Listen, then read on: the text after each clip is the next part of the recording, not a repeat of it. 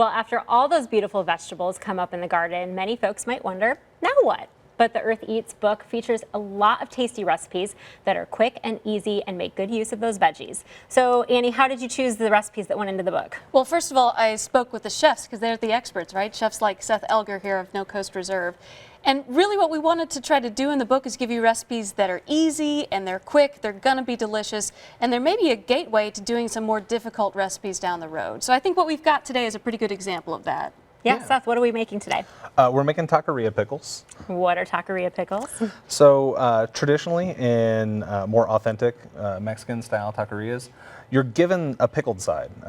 Tacos tend to be kind of heavy and a little bit fatty, and having something with some acidity helps break up the monotony. All right. Yeah. So what are the components here? We've got onions, carrots, also some jalapeno.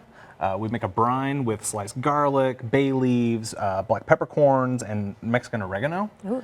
We dilute it down with a little bit of water, but it's got salt dissolved in there as well. Sounds like we have the lay of the land, so why don't we go ahead and start making it? Show us what to do. Sure thing. Transfer our onions here. And these look like just kind of a rough chop. It doesn't really matter how you cut them, or just... No, the larger the piece of vegetable is, the longer it's going to take to pickle. Okay. So something like this needs to set 3 to 7 days to pickle. Okay. To where it's noticeable. All right. Or you can cut it smaller like this is, and you can maybe get it done in 2 or 3 days. Do you cut it small like that with a knife, or do you use a special tool? Yeah, knife. Okay. No one should be afraid of the knives they have at home. All right, we got some delicious looking carrots going in there. And some jalapeno as well. But the seeds and the pith are out of those, so will these not be spicy pickles? Not as spicy. You can leave the seeds in if you want them to be a little bit spicier. I just find in the restaurant, it's best to err on the gringo side of things. And then when people want spicy, then you can add that on the We side. are in Indiana. Exactly. So being that this is going to get put into a jar and the brine poured in on top of it, you do want to mix your vegetables up just so you evenly distribute everything. And then you just transfer to the jar. Okay. You always want to make sure your jars are nice and clean and sterilized as well, being that this is not getting pressure cooked. Sure. This is just going to sit in the refrigerator Okay. for a couple of days, and then it is ready to rock and roll. Delicious. So a couple days in the fridge, that's it. We're not pressure canning these. Not at all. Very easy.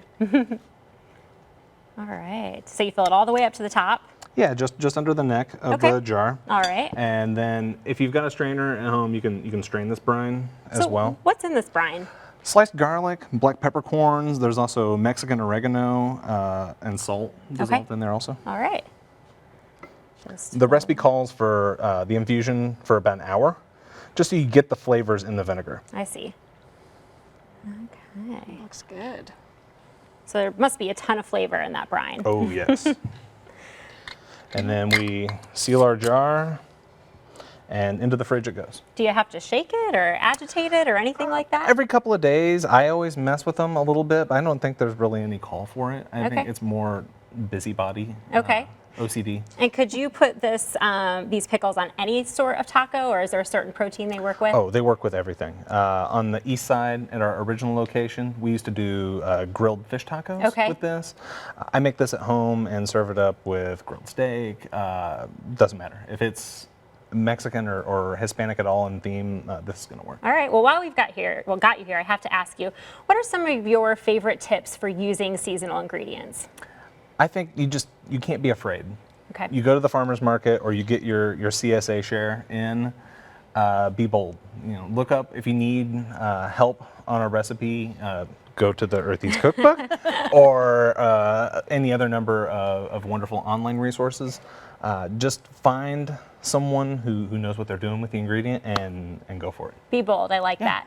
Well, Seth, thank you so much for being with us today and cooking this preparing these amazing pickles.